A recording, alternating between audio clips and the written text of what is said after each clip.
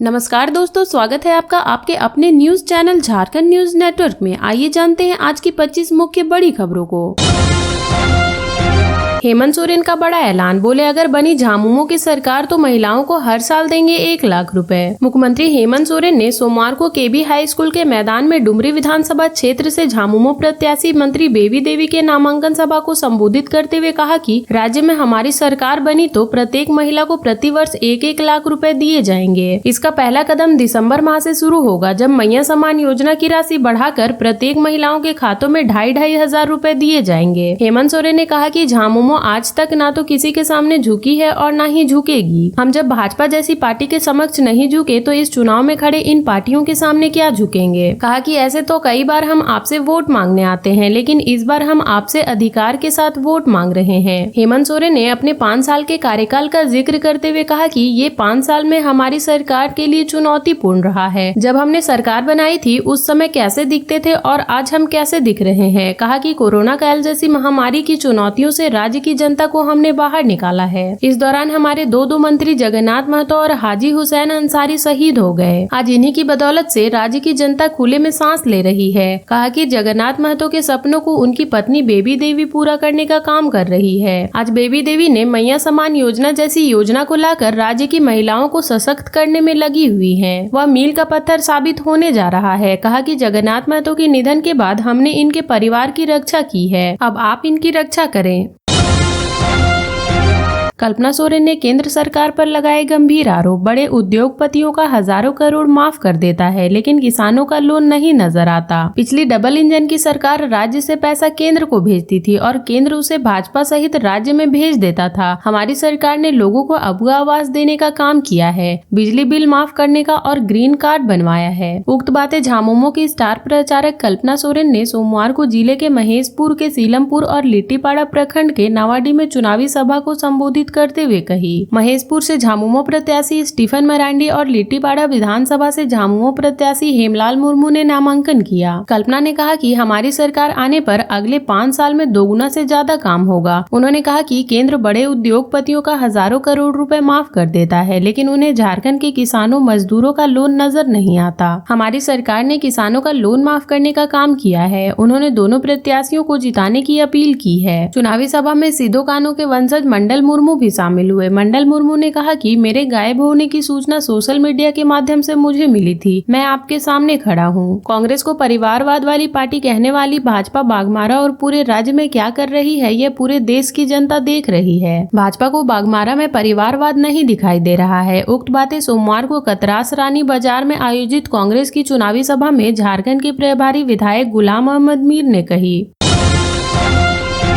आयकर विभाग को छापे में 150 करोड़ की बेनामी संपत्ति का पता चला है। 70 लाख नगद बरामद। आयकर विभाग ने हवाला कारोबारियों के ठिकाने से 150 करोड़ रुपए की बेनामी संपत्ति और निवेश से संबंधित दस्तावेज जब्त किए हैं। साथ ही छापेमारी के दौरान मिली नगद राशि का व्यापारियों के बुक्स ऑफ अकाउंट से मिलान करने के बाद 70 लाख रुपए जब्त कर बैंक में जमा करा दिया गया है। आयकर विभाग ने 150 खातों को फ्रीज करने से संबंधित आदेश बैंकों को भेज दिया है। समाचार लिखे जाने तक 3 किलोग्राम से अधिक जेवरात मिलने की भी सूचना है। आयकर विभाग ने विधानसभा चुनाव के दौरान हवाला के सहारे पैसों की लेन देन की सूचना पर शुक्रवार को रांची, जमशेदपुर, गिरिडीह और कोलकाता में छापेमारी शुरू की थी। कुल मिलाकर 35 ठिकानों पर छापेमारी की गई। इसमें से जमशेदपुर के 3 व्यवसायियों के ठिकाने पर चौथे दिन भी छापेमारी जारी रही।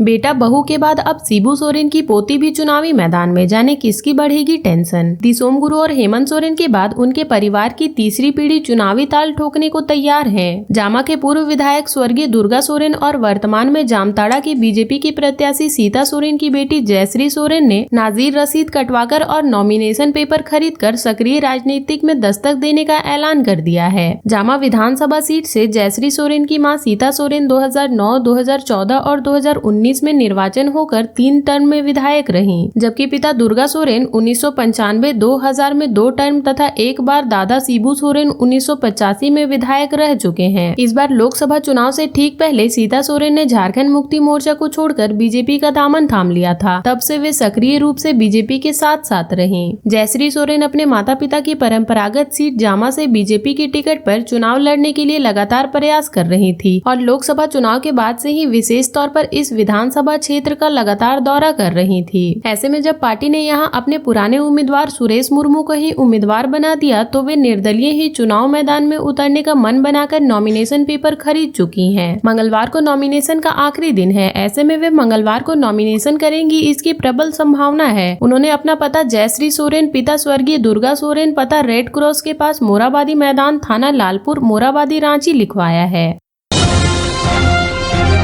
कौन है बाबा कार्तिक उरांव, जिन्हें प्रधानमंत्री नरेंद्र मोदी ने जयंती पर दी श्रद्धांजलि। प्रधानमंत्री नरेंद्र मोदी ने झारखंड के एक आदिवासी नेता को श्रद्धांजलि दी है। इस शख्सियत का नाम कार्तिक उरांव है। वह भारत के जनजातीय समुदाय के प्रमुख नेताओं में शुमार किए जाते हैं। पीएम मोदी ने कार्तिक उरांव की जयंती पर मंगलवार को सोशल मीडिया एक्स पर उन्हें श्रद्धांजलि दी है। पीएम मोदी ने कहा कि वंचितों के कल्याण के लिए बाबा कार्तिक साहब का अतुल्य योगदान देशवासियों को सदैव प्रेरित करता है। पीएम मोदी ने एक्स पर लिखा कि आदिवासी समुदाय के अधिकार और आत्मसम्मान के लिए जीवन पर्यंत समर्पित रहे देश के महान नेता कार्तिक उरांव जी को उनकी जन्म शताब्दी पर आदरपूर्ण श्रद्धांजलि। उनका जन्म 29 अक्टूबर 1924 को तत्कालीन बिहार राज्य के गुमला जिले के करौंदा लीटाटोली गांव में हुआ था। 8 दिसंबर 1981 को उनका निधन हो गया था। कांग्रेस पार्टी के नेता रहे बाबा कार्तिक उरांव 3 बार लोकसभा के सांसद चुने गए, एक बार बिहार विधानसभा के सदस्य भी बने। आदिवासियों की जमीन लूटने से बचने के लिए सबसे पहला आंदोलन कार्तिक उरांव ने ही किया था। उनकी पत्नी सुमति उरांव भी सांसद बनी। इसके बाद उनकी बेटी गीताश्री उरांव झारखंड विधानसभा की विधायक बनी। वह झारखंड की शिक्षा मंत्री भी बनी। हटिया से सूर्यमणि को लड़ाना चाहती थी बीजेपी, पर सिंबल रामजी लाल को मिला। हटिया विधानसभा क्षेत्र का गठन 1977 में हुआ था। यहां से 3 बार सुबोध कांत सहाय चुनाव जीते। चौथी बार 1990 में यहां से भाजपा प्रत्याशी रामजी लाल सांडा चुनाव जीते थे, वह भी 112 मतों के अंतर से। भाजपा यहां से पार्टी के वरीय नेता सूर्यमणि सिंह को प्रत्याशी बनाना चाहती थी, लेकिन सूर्यमणि सिंह ने रांची से नामांकन कर दिया था। लेकिन उन्हें रांची से भाजपा का सिंबल नहीं मिला, क्योंकि पार्टी ने गुलशन लाल आजमानी को रांची से टिकट दे दिया था। इस कारण हटिया से रामजी लाल सांडा को भाजपा का सिंबल दिया गया। पुलिस को मिली बड़ी सफलता, AK-47 के साथ पकड़ाए TSPC के 3 कमांडर। पलामू में पुलिस को फिर से नक्सलियों के खिलाफ बड़ी सफलता मिली है। इस बार प्रतिबंधित संगठन TSPC के 3 कमांडर पुलिस के हत्थे चढ़े हैं। उनके पास से AK-47 हथियार और उसमें इस्तेमाल होने वाली गोली भी मिली है। गिरफ्तार नक्सली नेताओं से पूछताछ के साथ साथ आगे का सर्च ऑपरेशन जारी है। फिलहाल पुलिस कुछ भी कहने से इनकार कर रही है। सूत्रों के अनुसार पलामू पुलिस ने AK-47 के साथ TSPC के जिन 3 कमांडरों को गिरफ्तार किया है, उन पर पलामू, लातेहार और चतरा में कई बड़े नक्सली वारदातों के आरोप हैं। इन पर पुलिस पर हमला, लैंडमाइन विस्फोट, हत्या आदि के कई संगीन मामले दर्ज हैं। पुलिस की एक विशेष टीम इनसे पूछताछ कर रही है ताकि और जानकारी हासिल किया जा सके। तीनों नक्सलियों की गिरफ्तारी पलामू, चतरा, लातेहार के सीमावर्ती इलाके में हुई है। पुलिस को गिरफ्तार नक्सलियों के पास से AK-47 की गोली समेत अन्य सामान भी मिले हैं। इनके पास से बरामद सामानों की भी बारीकी से जांच की जा रही है ताकि कोई अन्य जानकारी मिल सके। इनके पास से जो भी कागजात मिले हैं उनसे भी जानकारी हासिल करने की कोशिश की जा रही है। ऐसा समझा जा रहा है कि इन तीनों नक्सली कमांडरों से पुलिस कई राज उगलवा लेगी। पुलिस को प्रतिबंधित नक्सली संगठन तृतीय सम्मेलन प्रस्तुति कमेटी के कई दस्तावेज भी मिले हैं, जिससे कई खुलासे होने की उम्मीद है।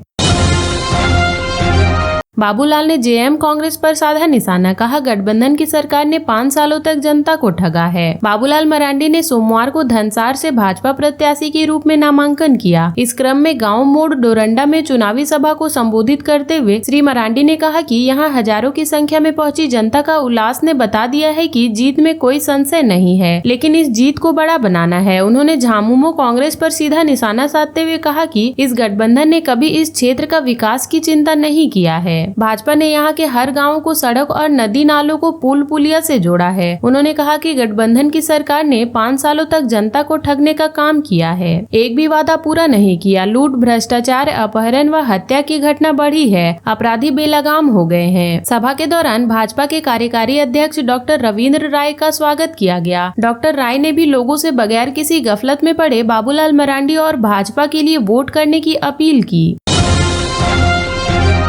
धनतेरस पर झारखंड में बदला मौसम का मिजाज, रांची में झमाझम बारिश। धनतेरस पर झारखंड की राजधानी रांची में मंगलवार को मौसम का मिजाज बदला और झमाझम बारिश हुई। दोपहर के बाद से मौसम ने करवट ली और बारिश होने लगी। बुधवार को भी कहीं कहीं हल्के से मध्यम दर्जे की बारिश होने की संभावना है।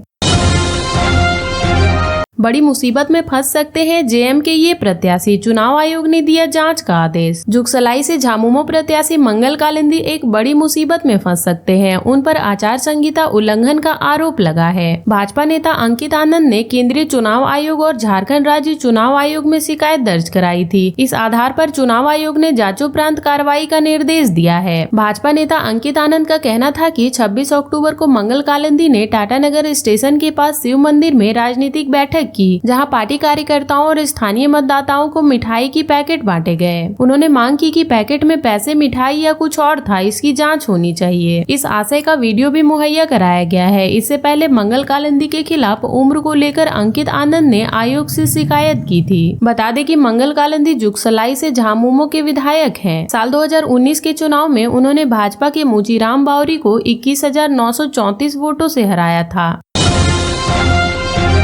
झामुमो का चुनाव आयोग को अल्टीमेट, इस बीजेपी प्रत्याशी का नामांकन रद्द करने की मांग। झामुमो ने मुख्य चुनाव आयुक्त को पत्र लिखकर गढ़वा के बीजेपी प्रत्याशी सत्येंद्र नाथ तिवारी का नामांकन रद्द करने की मांग की है। पत्र में कहा गया है कि सत्येंद्र तिवारी ने नामांकन पर्चे में आधी अधूरी जानकारी दी है। साथ ही झामुमो ने निर्वाचन आयोग पर कई गंभीर आरोप लगाए और 24 घंटे में कार्रवाई रद्द करने की मांग की है। पत्रकारों से बातचीत में सुप्रियो भट्टाचार्य ने दावा किया है कि भारत निर्वाचन आयोग का कहना है कि बीजेपी का पर्चा रिजेक्ट नहीं करना है। पहले इस तरह का मामला रांची तक ही सीमित था, लेकिन अब झारखंड के कई सीटों पर ऐसा मामला दिखने लगा है। भट्टाचार्य ने कहा कि झामुमो को कानून पर पूरा भरोसा है। इस भरोसे के साथ वे मांग करते हैं कि चुनाव आयोग निष्पक्ष तरीके से सत्येंद्र नाथ तिवारी के नामांकन पत्र की जाँच करे और निर्णय दे। सुप्रियो भट्टाचार्य ने कहा कि 24 घंटे में अगर ऐसा नहीं होता है तो झामुमो उनका नामांकन रद्द करने के लिए कानून का सहारा लेगा। सुप्रियो ने आरोप लगाया कि गढ़वा विधानसभा क्षेत्र के भाजपा प्रत्याशी सत्येंद्र नाथ तिवारी ने अपना फॉर्म 26 यानी शपथ पत्र भरा तो कई कॉलम खाली रहे। और अब तक के लिए इतना ही। ऐसे ही वीडियोस के लिए लाइक, शेयर एंड सब्सक्राइब करें और जुड़े रहे झारखंड न्यूज नेटवर्क से।